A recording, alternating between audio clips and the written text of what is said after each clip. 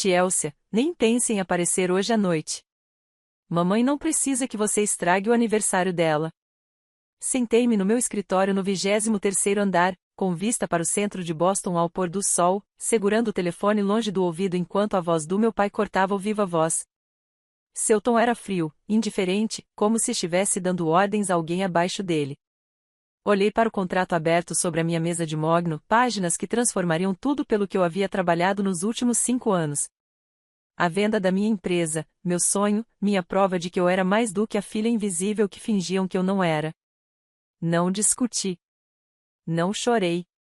Simplesmente disse, eu entendo, pai, e encerrei a ligação. Desliguei o telefone, sorri para mim mesma e peguei minha caneta. O relógio na parede marcava 18h30. A festa começaria em 90 minutos. Assinei meu nome na última página. Permaneci sentado no meu escritório depois de desligar, olhando para o contrato assinado à minha frente. O silêncio era pesado, mas não desconfortável. Era o silêncio da decisão, da clareza. Pensei na jornada que me trouxe até aqui. A Tech Vista Solutions, minha empresa. 5 anos atrás, não passava de uma ideia rabiscada num guardanapo numa cafeteria. Um sonho que carreguei no peito enquanto trabalhava em 3 empregos para manter as luzes acesas. Agora, ela empregava 87 pessoas, ocupava este lindo espaço de escritórios e tinha acabado de ser adquirida pelo Harrison Tech Group por 47 milhões de dólares. Recostei-me na cadeira e deixei minha mente vagar para a infância. Eu tinha 8 anos, estava na cozinha com meu boletim apertado nas mãos pequenas, só notas A. Eu estava tão orgulhosa. Meu irmão Brandon, 4 anos mais velho, tinha acabado de mostrar ao papai sua prova de matemática com um grande A vermelho circulado no topo. Papai levantou Brandon, girou-o e disse que ele era brilhante. Quando mostrei meu boletim, meu pai mal olhou para ele. Que bom, Tielcia. Mas sabe o que realmente ajudaria esta família? Se você aprender a cozinhar melhor, a mamãe vai precisar de ajuda na cozinha. O Brandon precisa se concentrar nos estudos. Lembro-me de como minha empolgação se esvaziou, como um balão perdendo ar. Eu tinha 8 anos. Só tirava nota máxima, e tudo que lhe via era alguém que deveria estar na cozinha. Esse padrão continuou durante toda a minha infância. Brandon foi enviado para a Westfield Academy, uma escola particular cara com os melhores professores e recursos. Eu fiquei na Lincoln Public School. Quando perguntei o porquê, meu pai disse, os meninos precisam do investimento, são eles que vão sustentar as famílias um dia. Você vai se casar, Tielcia. Seu marido vai cuidar de você. Quando Brandon quis entrar para o clube de robótica, o papai comprou um kit de $500 para ele. Quando eu quis entrar para o clube de programação, o papai disse que era perda de tempo para as meninas. Quando Brandon tirou a carteira de motorista, o papai comprou um Honda usado para ele. Quando eu tirei a minha, tive que juntar o dinheiro da babá para dividir a perua velha da mamãe. 5 anos atrás. Eu tinha 27 anos, recém-saído da faculdade de administração, cheio de uma ideia. Eu havia desenvolvido protótipos de software durante a pós-graduação, ferramentas de gestão simples, mas eficazes para pequenas empresas. Eu precisava de $50 mil para transformá-los em algo real. Sentei-me em frente ao meu pai no escritório, nervosa, mas esperançosa. Mostrei-lhe meu plano de negócios, minha pesquisa de mercado, minhas projeções financeiras. Ele nem terminou de ler a primeira página. Tielcia, isso é bonitinho, mas você não tem o que é preciso para administrar uma empresa. Negócios exigem decisões difíceis, longas horas de trabalho, muita resistência. Não quero desperdiçar dinheiro com algo que vai fracassar em 6 meses. Minha resposta é não.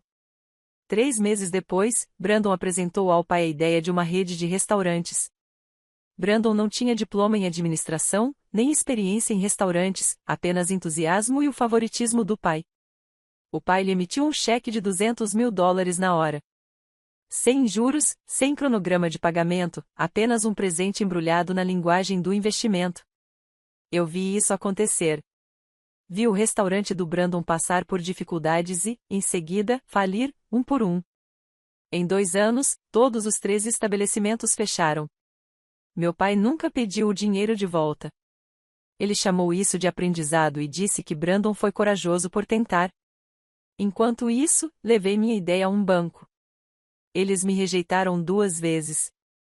Na terceira tentativa, uma agente de crédito chamada Janete me deu uma chance com um empréstimo de $20.000 para uma pequena empresa com juros de 14%.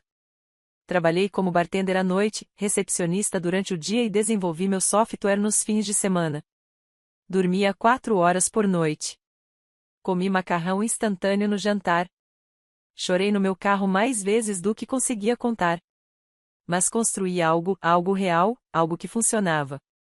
Agora, Brandon tinha 36 anos, estava desempregado e vivia do que restava da generosidade do meu pai. Mas, em todos os jantares em família, meu pai ainda o apresentava como meu filho, o empreendedor. Enquanto isso, quando as pessoas perguntavam sobre mim, meu pai mudava de assunto. Ele não sabia o que eu fazia. Ele nunca perguntava. Eu poderia estar vendendo lápis na rua, se ele se importasse. Olhei para o contrato novamente. $47 milhões. O Harrison Tech Group, a terceira maior empresa de tecnologia dos Estados Unidos, queria o que eu havia construído. O CEO deles, Gregory Morrison, havia me ligado 3 semanas antes. Chelsea, estamos de olho na sua empresa. Você criou algo extraordinário. Queremos trazer a TechVista para o nosso portfólio e queremos que você continue como consultor sênior. A oferta era mais cara do que eu jamais imaginara. Mas havia um porém. Gregory precisava finalizar tudo naquela noite. Tem uma reunião do conselho amanhã de manhã, às 8, ele explicou em nossa última ligação. Eles precisam que isso seja assinado e anunciado antes disso. Você pode me encontrar às 8 da noite? Pensei no momento certo. A festa de aniversário da minha mãe começava às 7. Iria até às 10, sabendo como meu pai gostava de se exibir nesses eventos. Eu havia explicado a situação para o Gregory. Contei a ele sobre minha família, sobre ser excluída, sobre o telefonema que eu sabia que viria. Gregory se mostrou compreensivo, mas firme. Chelsea, eu entendo que a família é complicada, mas esta é a única oportunidade que temos. Se a perdermos, o negócio fracassa. O conselho parte para outras aquisições. É agora ou nunca. Então, fiz minha escolha. Liguei para a mamãe primeiro. A voz dela era calorosa quando atendeu, o único calor que senti naquela casa. Querida, sinto muito pelo seu pai. Ouvi o que ele disse. Não sabia que ele ia te ligar. Contei ela sobre o acordo, sobre a reunião, sobre a escolha que eu tinha que fazer. Houve silêncio na linha. Então ela falou, com a voz carregada de emoção: vá, querida. Este é o seu momento. Não deixe ninguém tirá-lo de você. Estou orgulhosa de você. Vou explicar tudo aos convidados. Mas antes que eu pudesse agradecê-la, ouvi a voz do meu pai ao fundo. O que você está dizendo a ela? Me dá esse telefone. Houve uma briga. Então a voz do meu pai se fez ouvir, ríspida e irritada. Se você não aparecer hoje à noite, não é mais minha filha. Entendeu? Você vai destruir o dia especial da sua mãe, e eu nunca vou te perdoar. Respirei fundo. Entendo, pai. Preciso ir agora. Desliguei antes que ele pudesse responder. Minhas mãos tremiam, mas não de medo, mas de alívio. Eu finalmente estava me escolhendo. Peguei minha bolsa, dei uma última olhada no contrato assinado e saí do escritório. Eram 7 horas. As luzes da cidade começavam a brilhar lá embaixo. Meu celular vibrou com uma mensagem do Brandon: você está cometendo o maior erro da sua vida.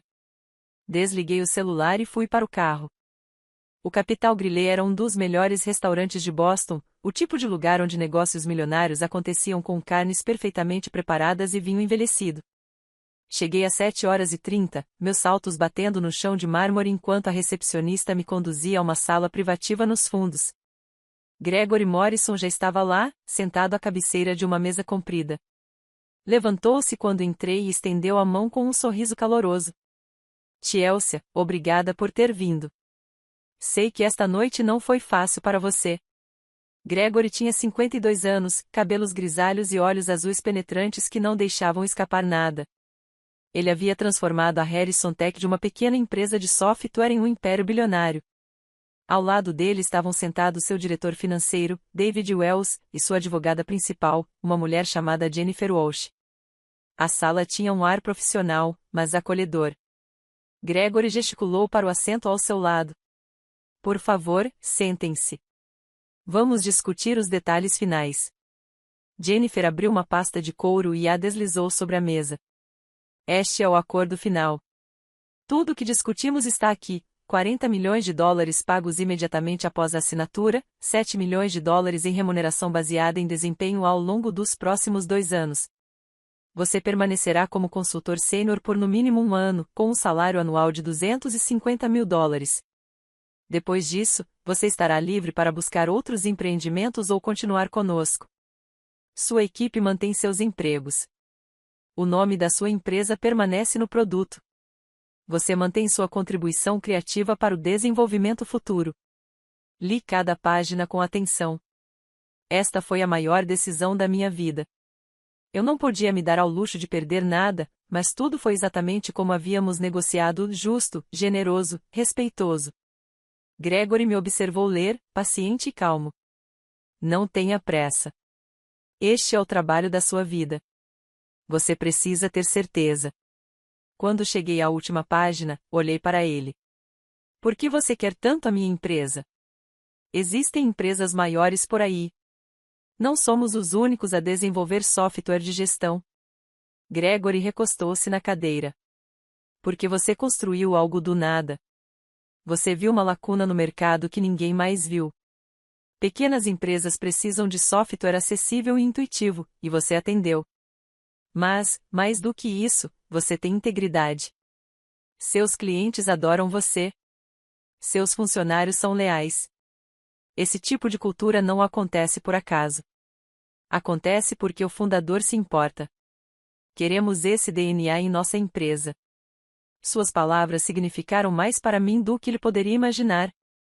Pela primeira vez na minha vida, alguém em posição de poder viu meu valor. Peguei a caneta. O relógio na parede marcava 7h55. Assinei meu nome. Minha mão tremia levemente, não de medo, mas de emoção. 5 anos de noites sem dormir. 5 anos de dúvida e luta. 5 anos me provando para um mundo que esperava que eu falhasse. Tudo se resumia a esta assinatura. Gregory apertou minha mão. Parabéns, Chelsea. Você oficialmente faz parte da família Harrison Tech. David sorriu e serviu champanhe em 4 taças. Há novos começos. Levantamos nossas taças e bebemos. O champanhe tinha gosto de vitória. Gregory olhou para o relógio. Nossa equipe de RP está divulgando o comunicado à imprensa agora mesmo. Às 8h em ponto. Ele abriu o laptop e o virou para mim. Vi o comunicado na tela. A manchete dizia: Harrison Tech Group adquire a Tech Vista Solutions por $47 milhões. Abaixo, havia uma foto minha no site da nossa empresa, acompanhada de um texto que me descrevia como um empreendedor visionário que transformou o cenário de software para pequenas empresas. Senti um aperto no peito. Aquilo estava mesmo acontecendo. Em 15 minutos, isso estará no Business Insider, TechCrunch e Bloomberg, disse Gregory. Sua vida está prestes a mudar. Espero que esteja pronto. Pensei na festa da mamãe que estava acontecendo agora, a poucos quilômetros de distância. Pensei no papai, provavelmente se gabando do Brandon para os amigos, sem nunca me mencionar. Pensei em como nenhum deles sabia do que eu havia conquistado até agora. Enquanto isso, do outro lado da cidade, a festa estava a todo vapor. A casa estava decorada com balões e serpentinas, a mesa de jantar coberta de comida e um bolo enorme. Cerca de 40 convidados lotavam o espaço: amigos, familiares, colegas do escritório de contabilidade do meu pai, vizinhos da rua. Mamãe estava sentada na sala de estar, sorrindo educadamente enquanto as pessoas lhe desejavam feliz aniversário, mas eu podia ver em seus olhos que ela estava pensando em mim. Papai estava perto da lareira, conversando com um grupo de homens, com Brandon ao seu lado. Meu irmão estava no meio de uma história sobre sua nova ideia de negócio, seu mais recente plano para ganhar dinheiro sem trabalhar.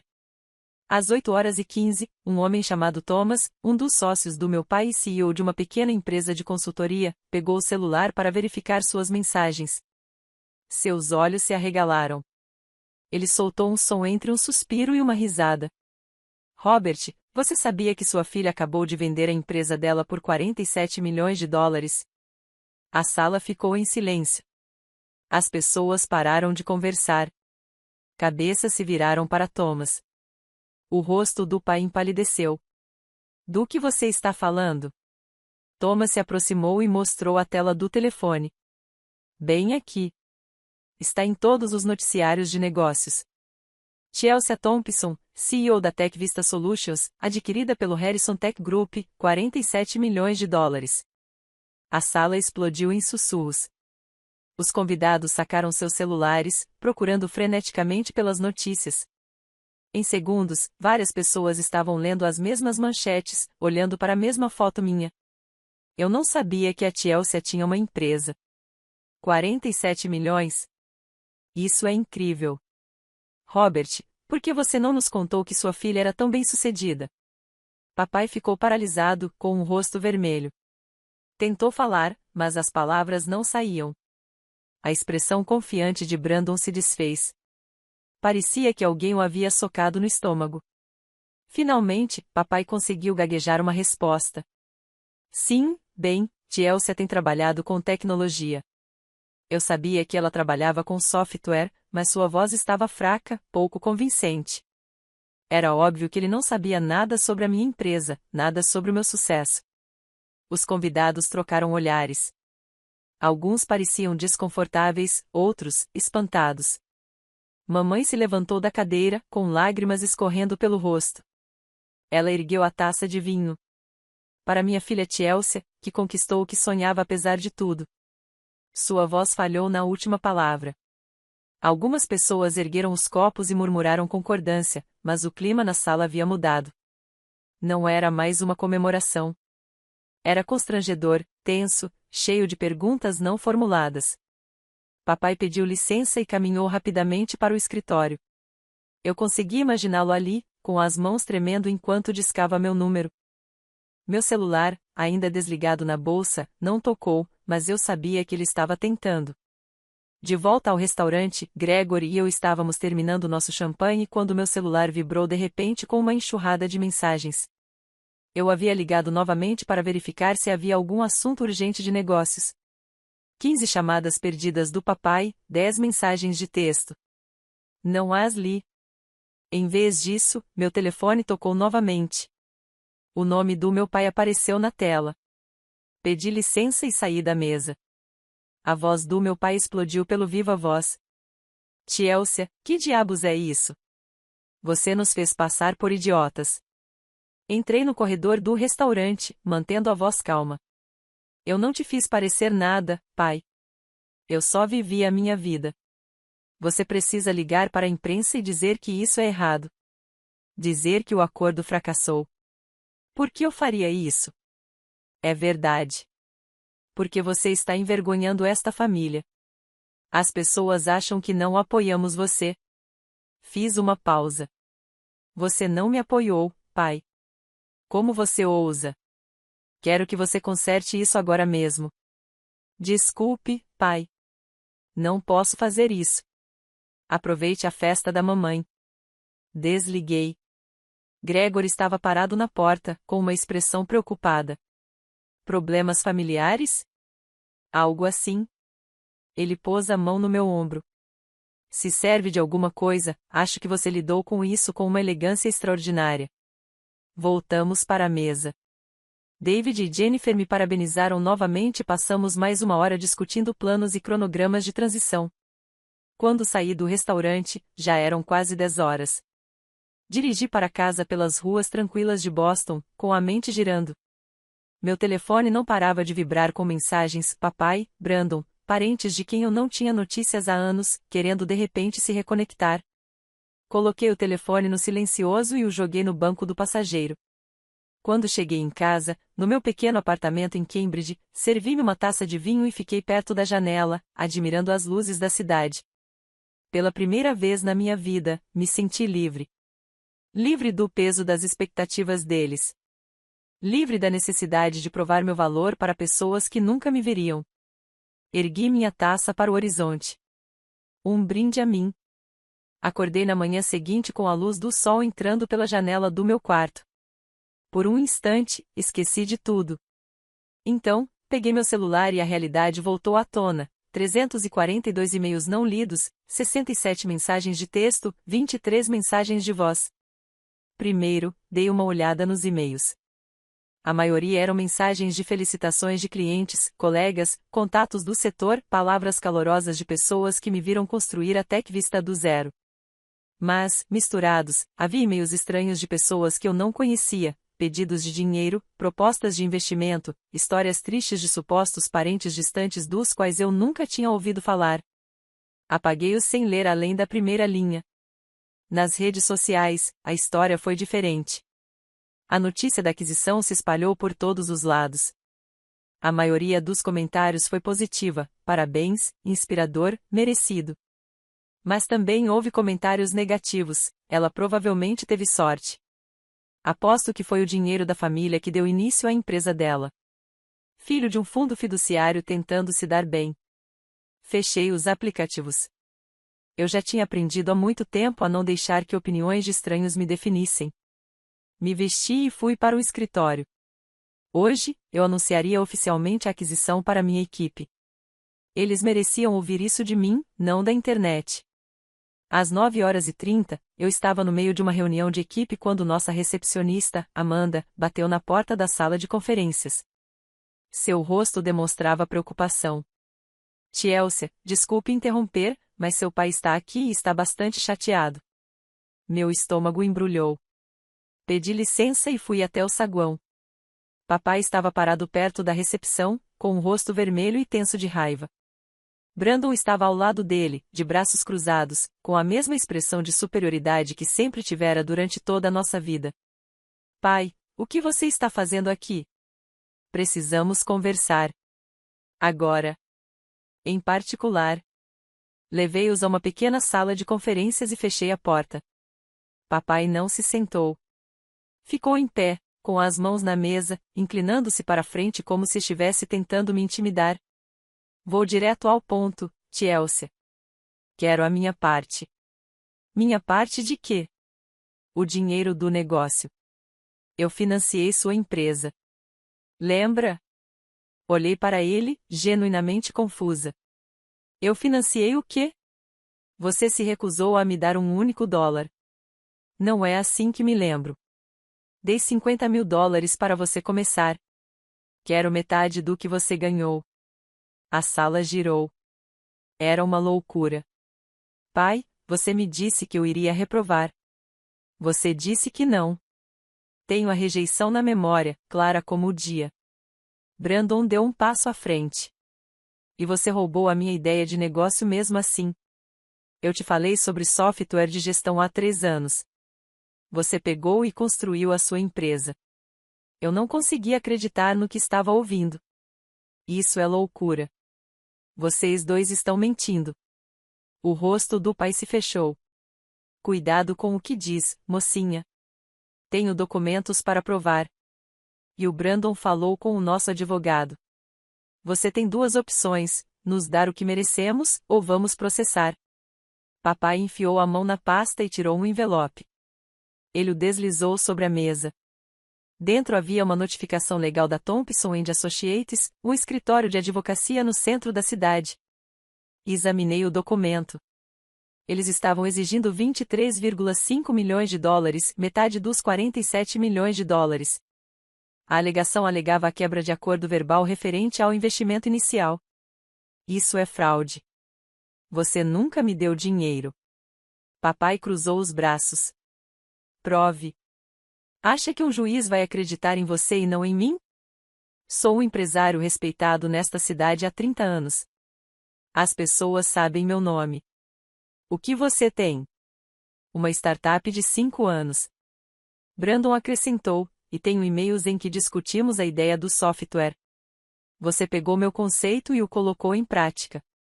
Senti minhas mãos tremendo. Saia da minha sala. Papai se aproximou. Você tem 48 horas para responder. Depois disso, isso se torna público. Imagine o que a imprensa vai dizer: CEO bem-sucedida acusada de roubar da própria família. Sua reputação será destruída. Eles foram embora sem dizer mais nada. Fiquei sozinho na sala de conferências, com o coração disparado. Liguei imediatamente para Amanda Price, minha advogada. Ela estava comigo desde o início, uma das poucas pessoas em quem eu confiava plenamente. Expliquei tudo. Amanda ouviu atentamente e suspirou. Chelsea, isso é uma extorsão. Mas o problema é que acordos verbais são difíceis de refutar. Você tem documentação comprovando que não recebeu dinheiro dele? Tenho extratos bancários. Peguei um empréstimo no First National Bank. Está tudo registrado. Isso é bom. Mas eles podem argumentar que ele te deu dinheiro. Sem um registro em papel, viram ele disse ela. E quanto à alegação do Brandon? Se ele tiver e-mails mencionando software de gestão, mesmo que vagamente, isso pode gerar dúvidas. Não que ele vá ganhar, mas isso confunde as coisas. Então Amanda deu a pior notícia. Há outro problema. Esse tipo de processo pode acionar cláusulas no seu contrato de venda com a Harrison Tech. Se houver incerteza jurídica sobre a propriedade, eles podem ter motivos para atrasar o pagamento ou até mesmo reduzir o preço de compra. Senti o chão se abrir debaixo de mim. Quer dizer que posso perder o negócio?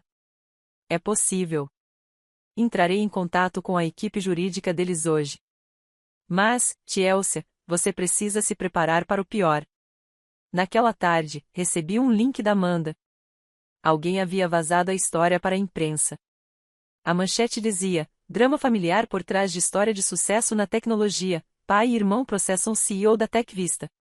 O artigo citava fontes anônimas próximas à família, alegando que eu havia usado fundos da família para abrir minha empresa e me recusado a reembolsá-los. A seção de comentários explodiu. Algumas pessoas me defenderam. Outras assumiram culpa: família não mente sobre dinheiro desse jeito. Deve haver verdade nisso. Onde há fumaça, há fogo. À noite, o hashtag Escândalo TechVista estava nos trending topics do Twitter. Vi minha reputação, construída ao longo de 5 anos de trabalho duro, começar a ruir em tempo real. Então meu telefone tocou. Gregory Morrison. Sua voz era séria. Chelsea, precisamos conversar. O conselho viu a notícia sobre o processo. Fiquei enjoado. E eles estão preocupados. Se seu pai puder provar que financiou a empresa, pode haver complicações com a propriedade. Talvez precisemos suspender o pagamento final. Por quanto tempo? Pode levar meses, talvez mais. Fechei os olhos. Era exatamente isso que meu pai queria: destruir tudo que eu havia construído. Não porque ele merecesse dinheiro, mas porque não suportava me ver ter sucesso onde Brandon havia fracassado. Agradeci ao Gregory e prometi mantê-lo informado. Então, sentei-me no meu escritório enquanto o sol se punha, observando as luzes da cidade se acenderem. Pensei em desistir, em me conformar só para que aquilo passasse. Mas então me lembrei de todas as vezes que meu pai me dispensou. De todas as vezes que ele favoreceu o Brandon, de todas as vezes que ele me fez sentir inferior. E fiquei com raiva, muita raiva mesmo. Eu não ia deixar que tirassem isso de mim. Comecei a pesquisar sobre o advogado que representava meu pai e Brandon, Thompson & Associates.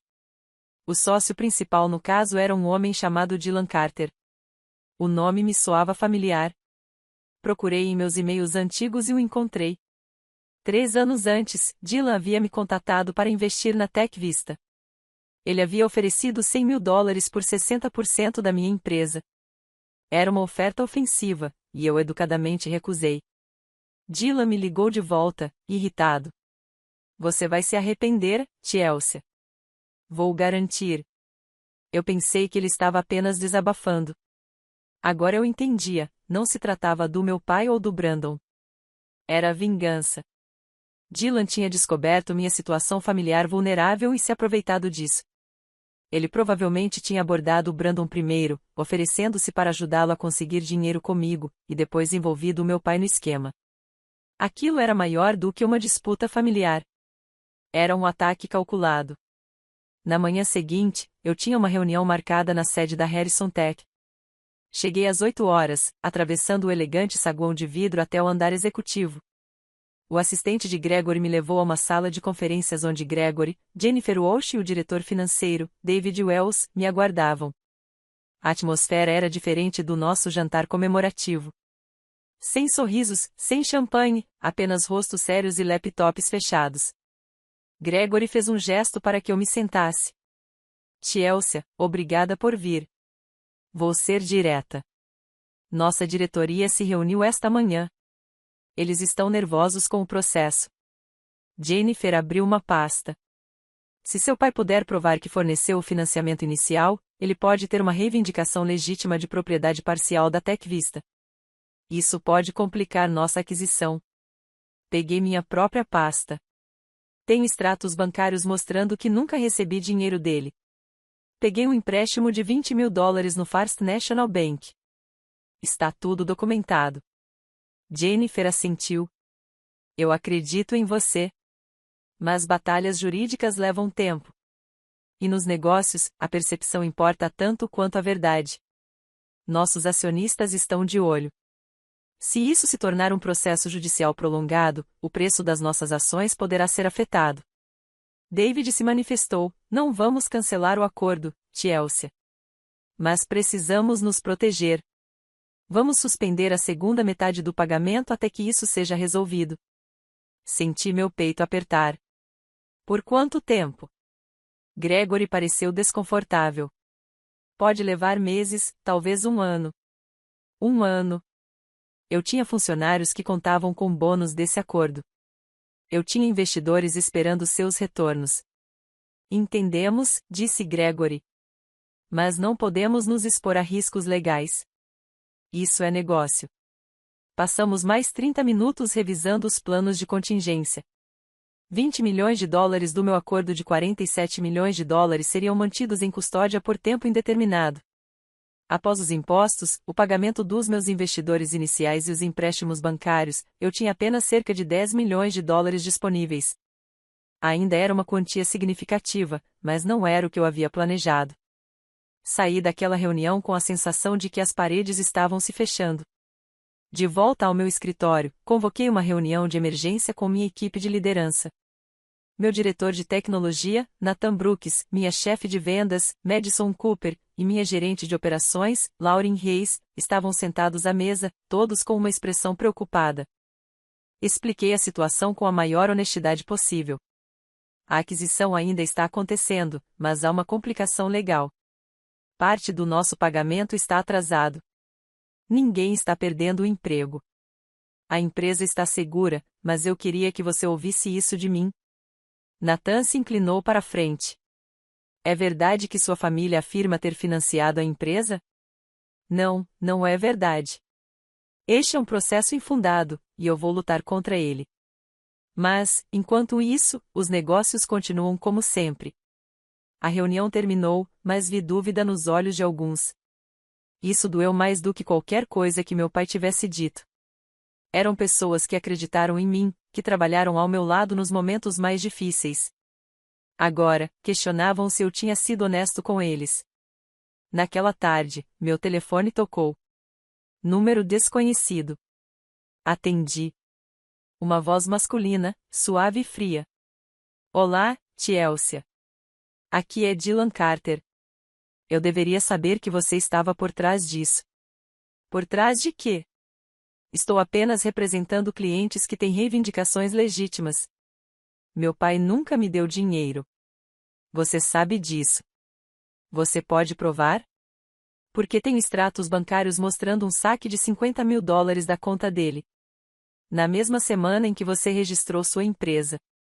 Talvez ele tenha dado esse dinheiro para alguém que o deu a você. Talvez tenha sido em espécie. A questão é que há uma dúvida razoável. Agarrei o telefone com mais força. O que você quer, Dylan? Eu disse há 3 anos que você se arrependeria de ter me dito não. Mas sou razoável. Desista da venda para Harrison Tech. Venda para o meu grupo de investimentos. Pagaremos 30 milhões de dólares, tudo em dinheiro, sem perguntas. O processo desaparece. Você está tentando roubar minha empresa. Estou te oferecendo uma saída. 24 horas para decidir. Depois disso, as coisas pioram muito. Ah, e Chelsea, confira seu e-mail. Te enviei algo interessante. Ele desligou. Abri meu e-mail com as mãos trêmulas. O assunto dizia: provas para o tribunal.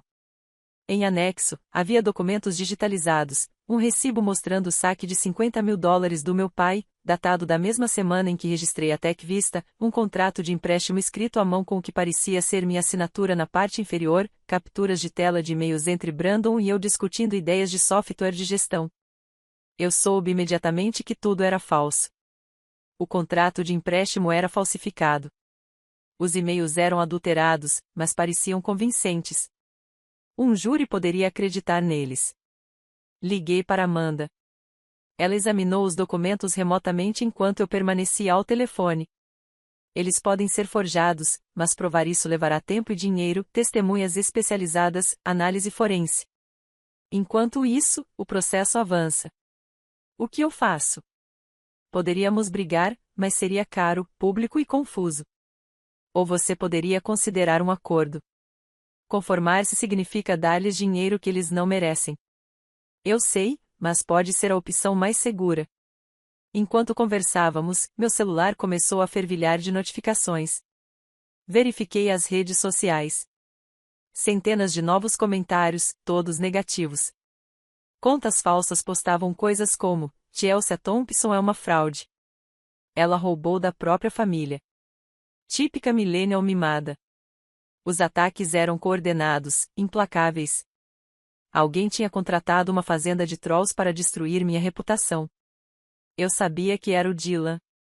Era uma guerra psicológica. À noite, 3 dos meus clientes de longa data enviaram e-mails pedindo para discutir a controvérsia. Eles estavam preocupados com a publicidade negativa que afetaria seus próprios negócios. Passei 2 horas em ligações para tranquilizá-los, mas pude ouvir a dúvida em suas vozes.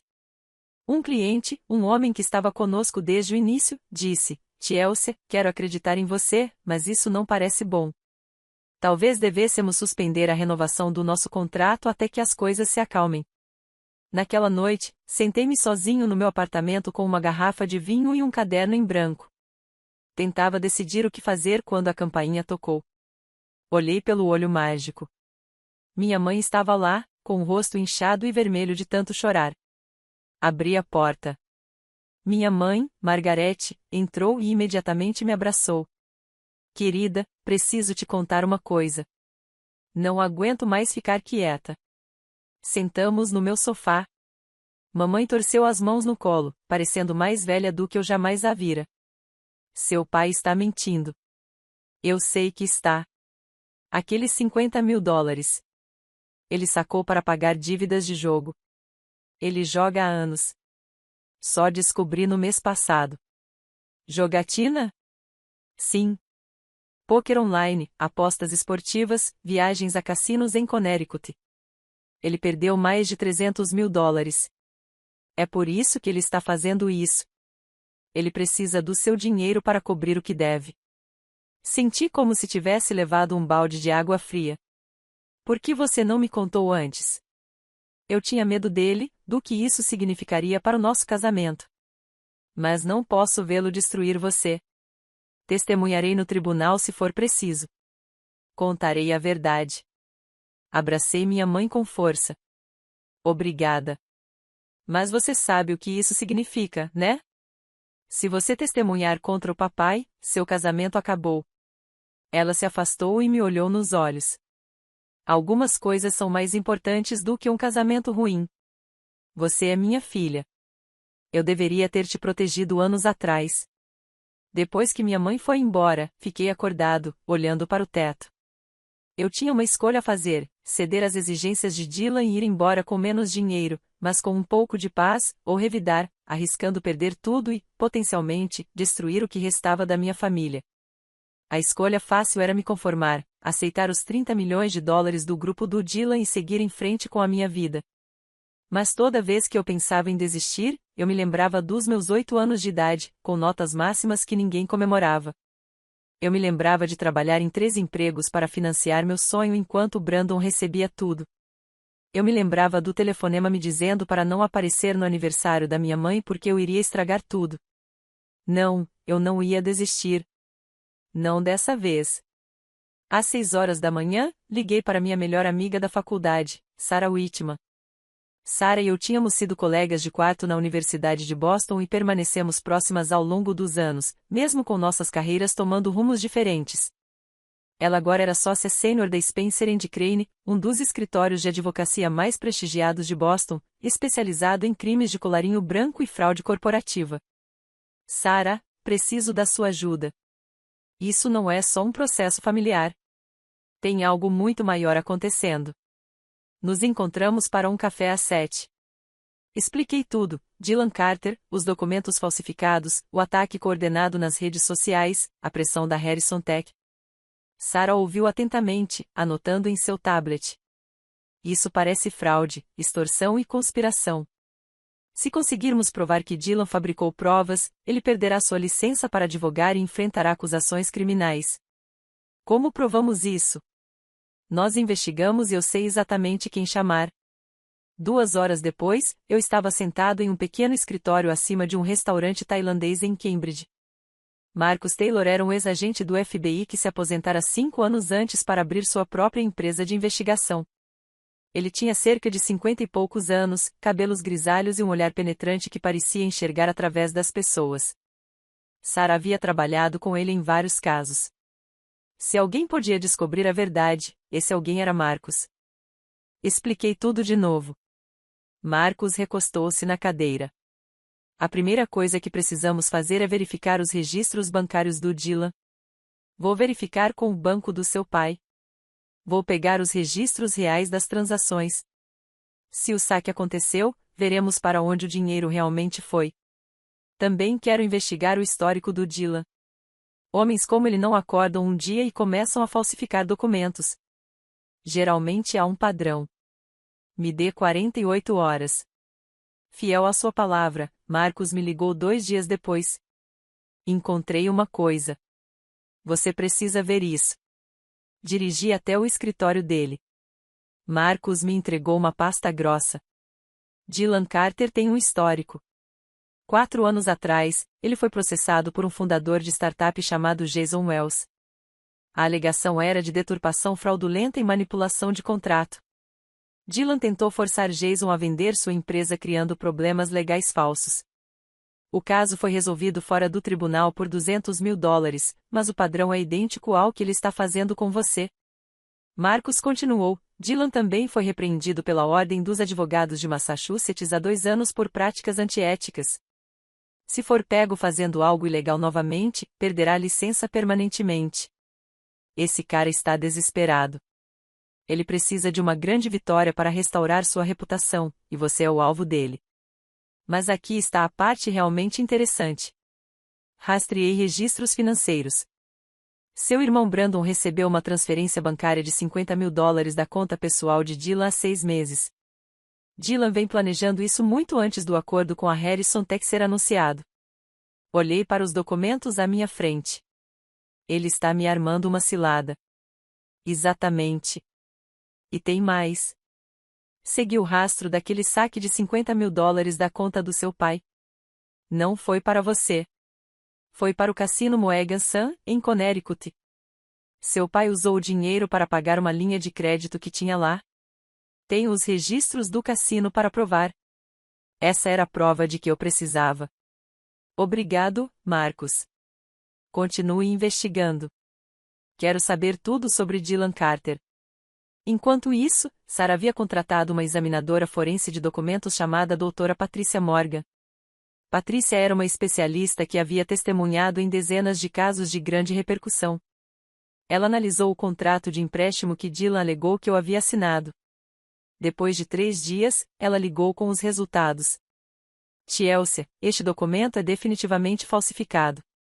A tinta usada na sua assinatura não corresponde à tinta do corpo do documento, composição química diferente. Além disso, fiz testes no papel.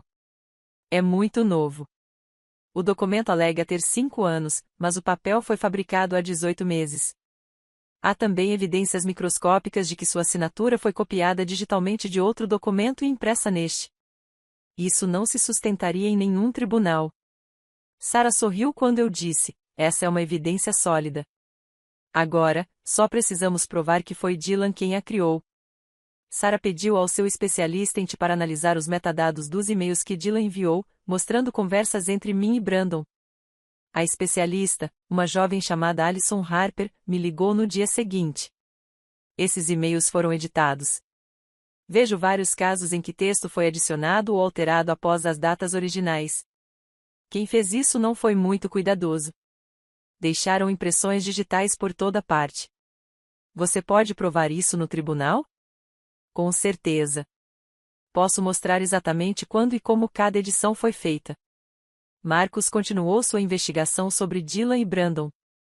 Ele montou uma vigilância sobre Brandon, seguindo-o por 3 dias. No terceiro dia, Brandon encontrou Dylan em um café no centro de Boston.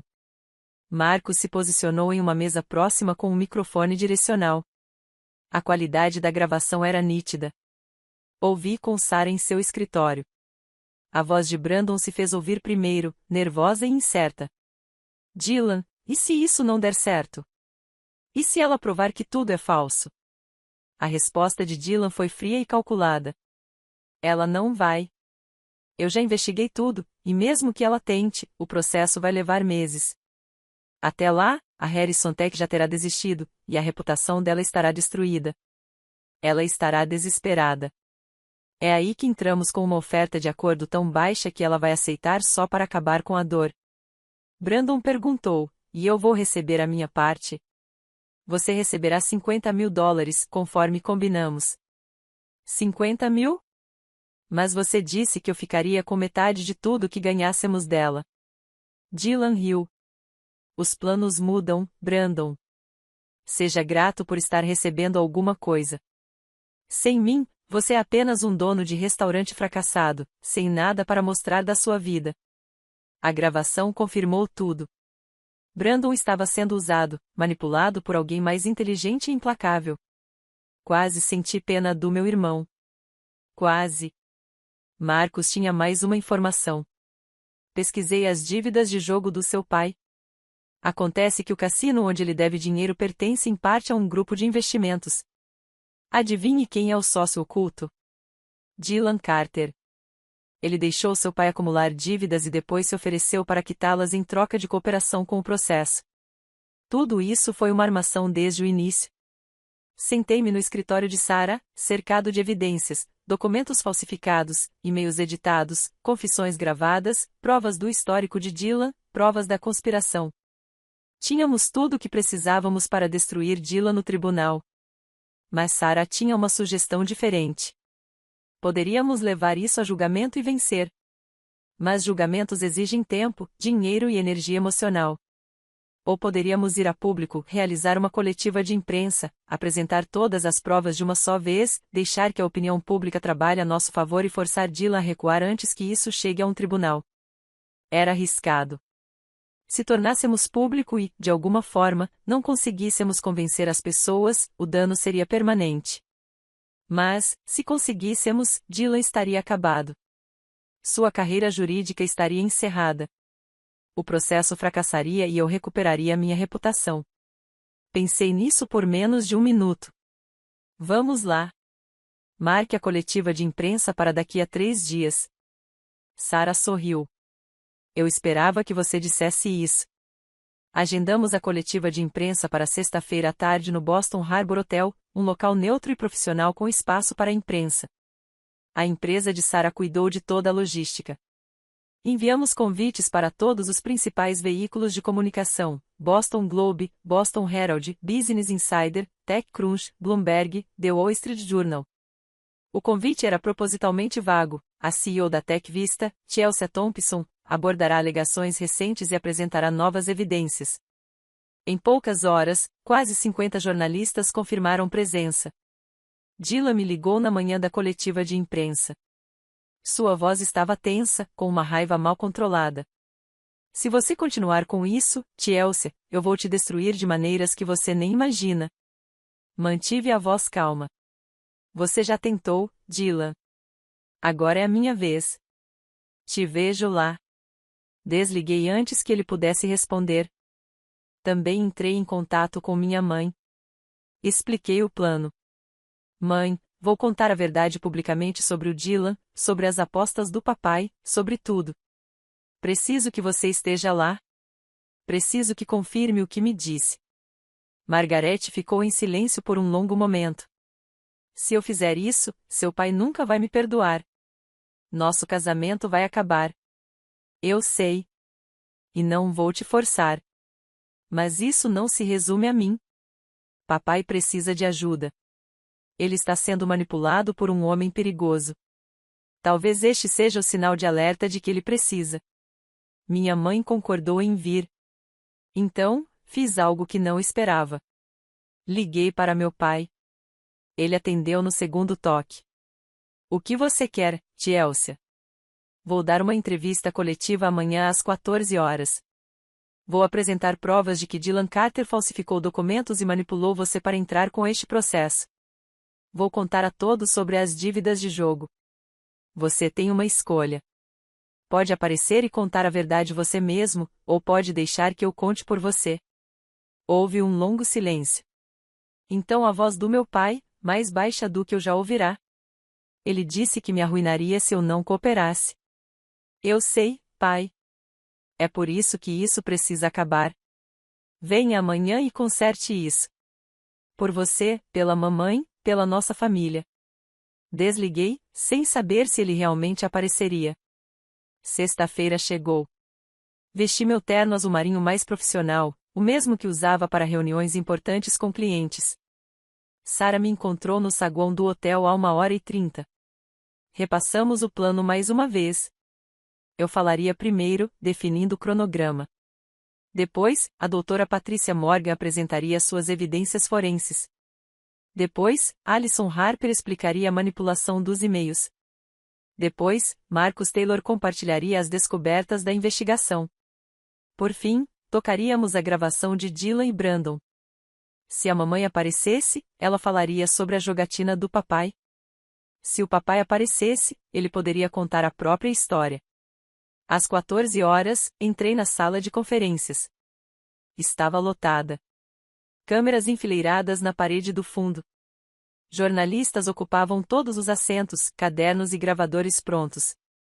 Vi Dylan sentado na terceira fileira, braços cruzados, rosto vermelho. Brandon sentou-se ao lado dele, parecendo querer desaparecer. Não vi meu pai nem minha mãe. Meu coração apertou um pouco, mas entendi. Aquilo era difícil para eles. Subi ao pódio. A sala ficou em silêncio. Obrigado a todos por terem vindo. Estou aqui hoje para abordar as alegações feitas contra mim e expor a verdade por trás deste processo. Comecei do zero, minha infância, a forma como meu pai favorecia Brandon, a forma como fui rejeitado e subestimado. Depois, minha jornada construindo a Tech Vista, os empréstimos bancários, a rejeição do meu pai quando pedi ajuda, os 3 empregos em que trabalhei para financiar meu sonho. Mostrei extratos bancários na tela atrás de mim, provando que cada dólar que peguei emprestado veio do First National Bank, não da família. Então apresentei a doutora Patrícia Morgan. Ela se aproximou e apresentou sua análise em termos claros e científicos. Este documento, que alega ser um contrato de empréstimo, é falsificado. O papel é muito novo. A tinta não confere. A assinatura foi copiada de outra fonte digitalmente colocada neste documento. Jornalistas rabiscavam notas furiosamente. Vi Dylan se remexer desconfortavelmente na cadeira. Em seguida, veio Alison Harper. Ela mostrou comparações lado a lado dos e-mails originais e das versões adulteradas que Dylan havia enviado. Vocês podem ver aqui onde o texto foi adicionado 6 meses após a data do e-mail original. Os metadados não mentem. Esses e-mails foram manipulados para criar uma narrativa falsa. Mais anotações, mais flashes de câmera. Marcus Taylor apresentou sua investigação. Dylan Carter tem um histórico desse comportamento. Ele foi processado há 4 anos por táticas semelhantes contra outro fundador de startup. Ele foi repreendido pela Ordem dos Advogados de Massachusetts. Ele vem planejando esse ataque há meses, usando a dinâmica familiar de Chelsea como alavanca. Então Marcus revelou a conexão entre Dylan e o cassino onde meu pai devia dinheiro. Dylan deliberadamente endividou Robert Thompson e o chantageou para participar deste processo fraudulento. Por fim, coloquei a gravação de Dylan e Brandon para tocar no café. O ambiente ficou em silêncio absoluto enquanto a voz de Dylan saía pelos alto-falantes, confessando todo o esquema. Quando terminou, os jornalistas explodiram em perguntas. Levantei a mão. Tem mais uma pessoa que eu gostaria que você falasse, minha mãe. As portas no fundo da sala se abriram. Mamãe entrou, com as mãos trêmulas, mas o rosto determinado. Ela foi até a frente. Peguei sua mão e a guiei até o microfone. Margaret Thompson se apresentou diante das câmeras e disse a verdade. Meu marido tem um problema com jogos de azar. Ele vem enfrentando dificuldades há anos, e eu só descobri recentemente. Dylan Carter se explorou nisso e se ofereceu para quitar suas dívidas em troca de ajuda com esse processo fraudulento. Minha filha nunca nos deu um centavo. Tudo o que ela tem, ela conquistou com muito trabalho e sacrifício, e tenho orgulho dela. Lágrimas escorriam pelo seu rosto. Eu deveria ter falado antes. Eu deveria ter te protegido, Chelsea. Me desculpe. Eu a abracei, nós duas chorando. A sala, cheia de jornalistas durões, parecia comovida. Vários deles também tinham lágrimas nos olhos. Então, algo inesperado aconteceu. As portas se abriram novamente. Meu pai entrou. Ele estava com uma aparência horrível, o terno amassado, o rosto pálido e abatido. Ele caminhou lentamente até a frente da sala. Eu não sabia o que esperar. Papai pegou o microfone com as mãos trêmulas. Preciso dizer uma coisa. Tudo que minha filha disse é verdade. Eu menti. Dylan Carter me ameaçou. Ele me disse que exporia minhas dívidas, arruinaria minha reputação empresarial e destruiria minha vida se eu não o ajudasse a processar Chelsea. Sua voz falhou. Fui um péssimo pai. Subestimei minha filha a vida toda. Favoreci meu filho porque era isso que eu achava que pais deveriam fazer. Mas eu estava errado. Quando Chelsea fez sucesso, me senti ameaçado. Em vez de me orgulhar, tentei levar o crédito. E quando Dylan me ofereceu uma saída para pagar minhas dívidas, aceitei, mesmo que isso significasse machucar meu próprio filho. Papai se virou para mim diretamente. Eu não mereço o seu perdão, mas quero que todos aqui saibam a verdade. Chelsea Thompson construiu sua empresa com nada além de determinação e brilhantismo. Ela não me deve nada. Eu devo tudo a ela, um pedido de desculpas, respeito, amor. E vou desistir deste processo imediatamente. Ele começou a chorar. A sala explodiu em aplausos. Fiquei paralisada por um momento, depois me aproximei e abracei meu pai.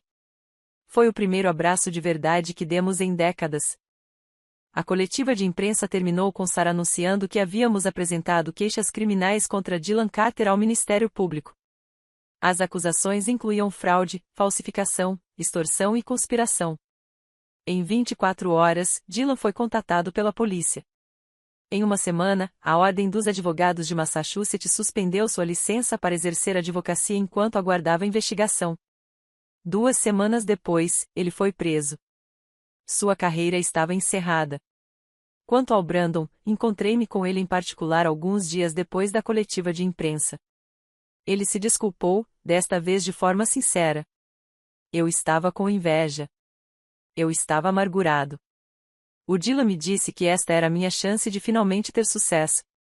E eu acreditei nele porque queria acreditar. Me desculpe, Chelsea. Eu o perdoei, mas também deixei claro que as coisas precisavam mudar. Eu te ajudo a encontrar um emprego de verdade, Brandon, mas você tem que fazer por merecer. Chega de esmolas. Chega de atalhos. Ele concordou. Gregory Morrison me ligou no dia seguinte à coletiva de imprensa. Chelsea, essa foi uma das coisas mais impressionantes que já vi. Você lidou com isso com uma força e elegância incríveis. Então, sobre o acordo, pagamento integral. Todos os 47 milhões de dólares, sem mais retenções. Nosso conselho se reuniu esta manhã e concordou por unanimidade em prosseguir. Os 20 milhões de dólares restantes foram transferidos para minha conta. Em uma semana, eu era oficialmente um multimilionário. Mas, mais importante, eu tinha minha reputação de volta.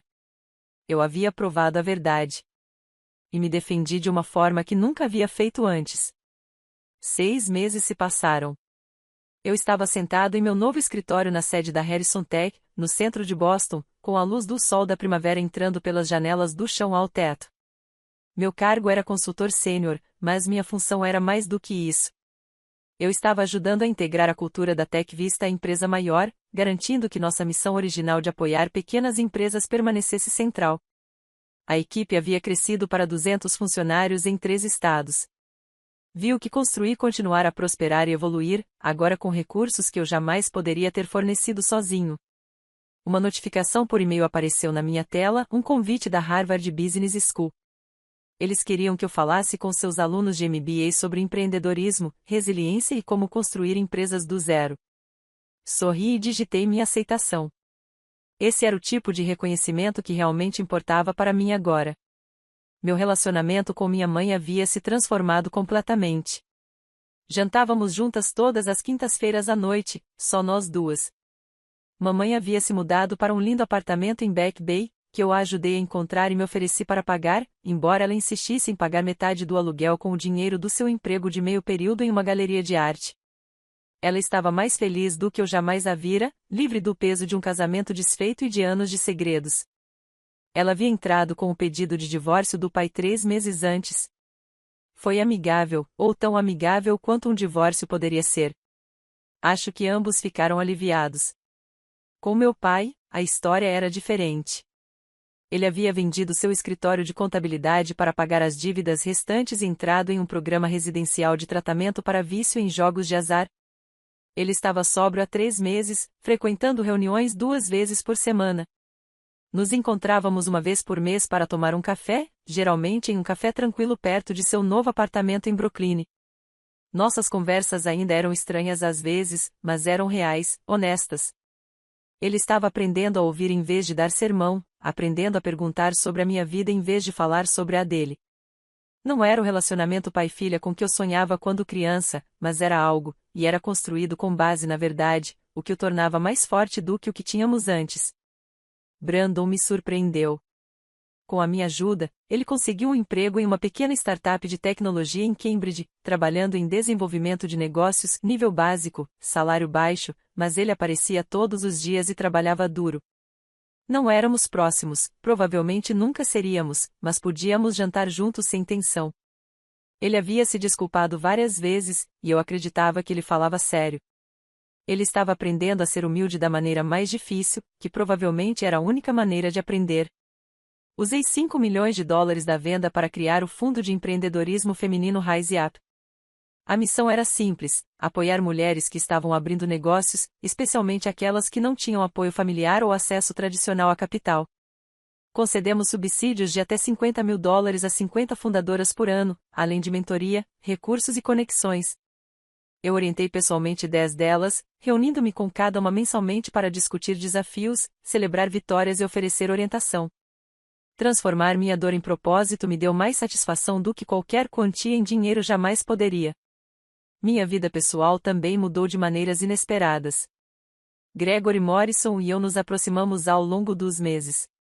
Começou com reuniões profissionais que se transformaram em longas conversas durante o jantar. Ele era gentil, brilhante e respeitava minha independência.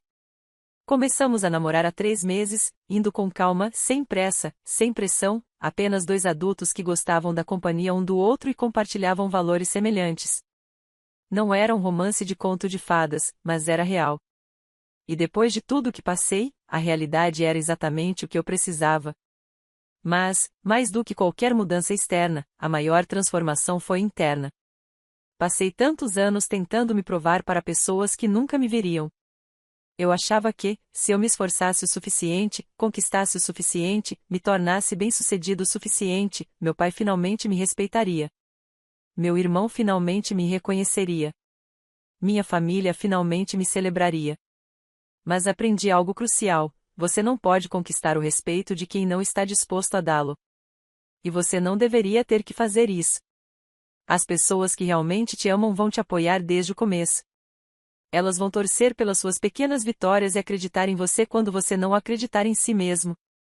Aquelas que só aparecem depois do seu sucesso, depois que você provou seu valor, depois que elas têm algo a ganhar com isso, elas não merecem o seu tempo ou a sua energia. Aprendi a construir minha vida em torno de pessoas que reconheceram meu valor antes do mundo.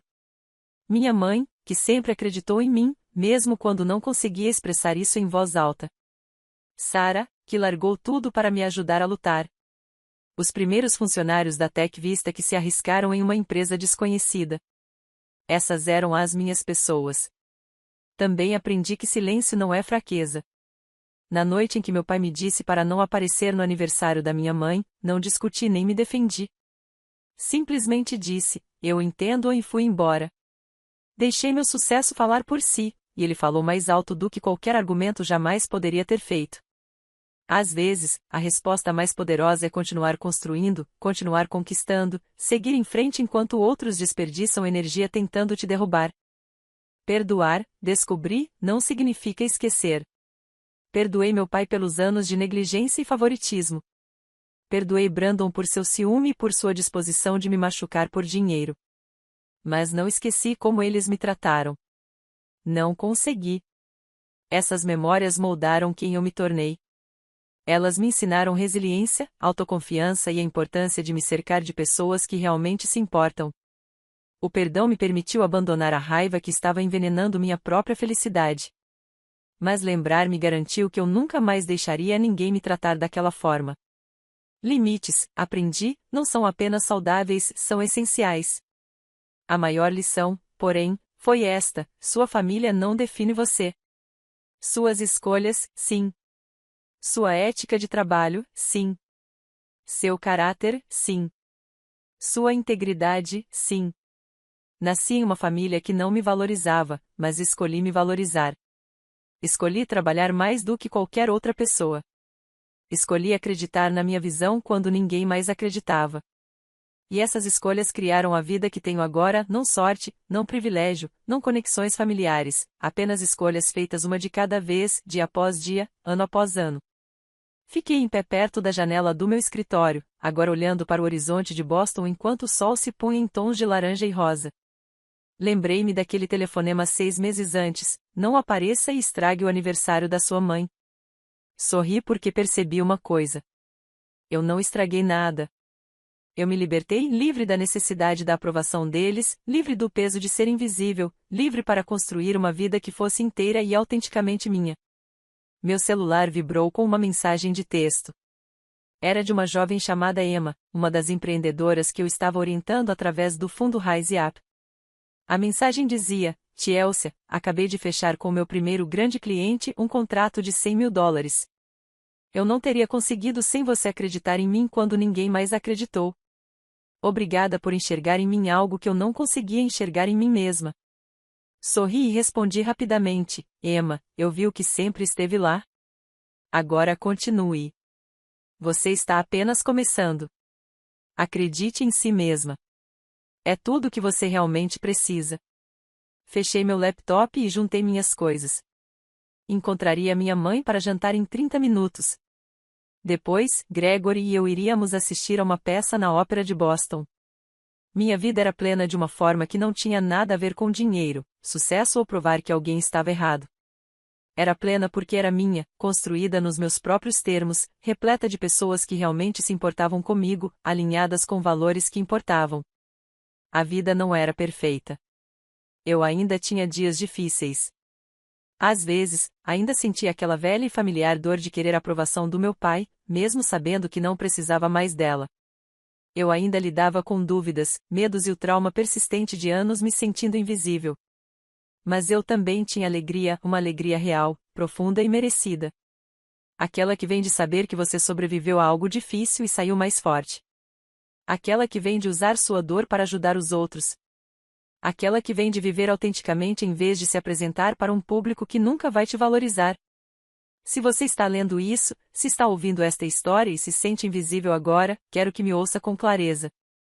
Se você sente que ninguém acredita em você, que sua família não reconhece seu valor, que você está se esforçando em dobro para ter metade do reconhecimento, preciso que você saiba de uma coisa: acredite em si mesmo primeiro. Isso basta.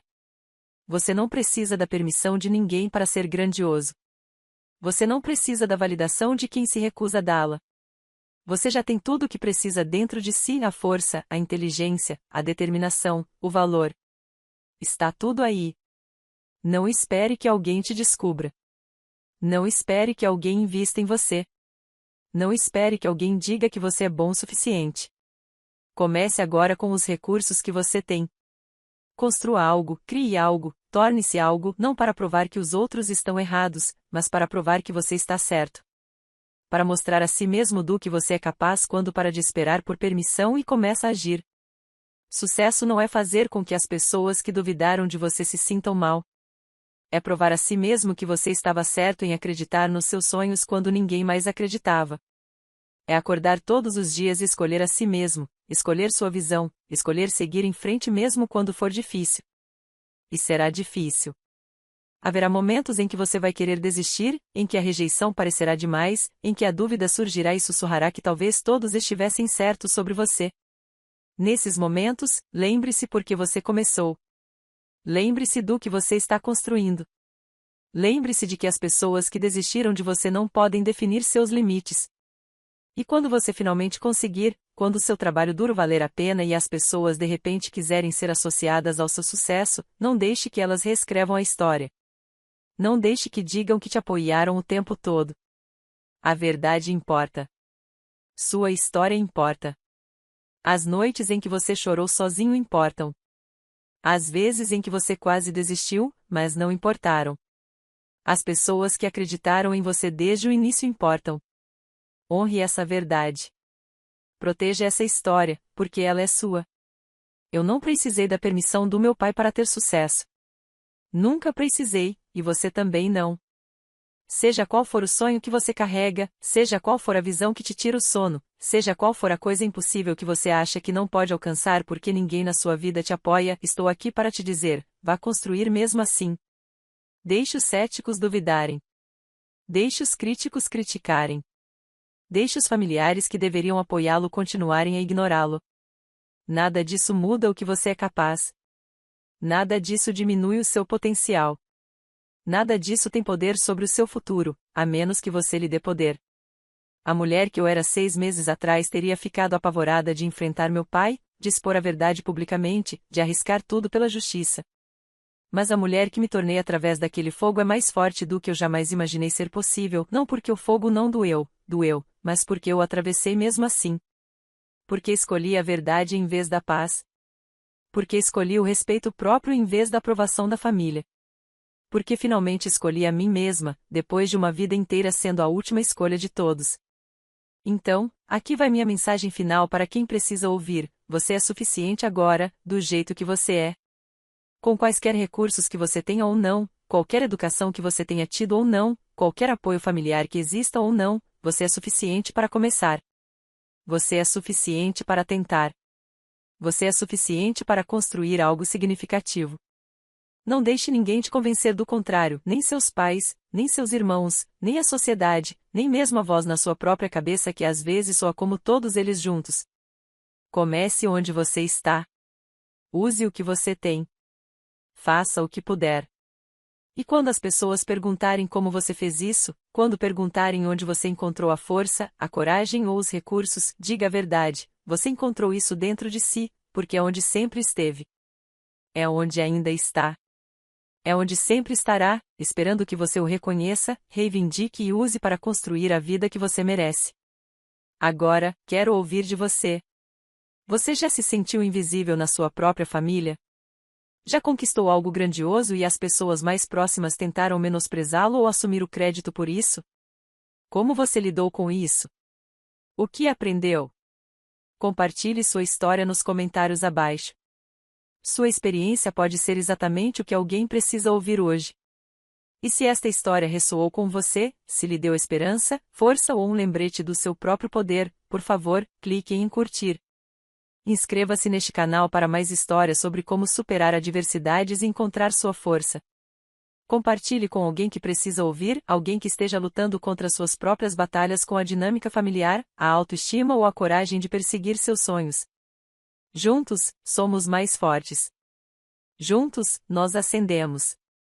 Obrigada por ouvir minha história. Obrigada por estar aqui. Obrigada por acreditar que seus sonhos importam, mesmo quando os outros não importam. Estou torcendo por você. Eu acredito em você. Agora vá mostrar ao mundo do que você é capaz. Você consegue.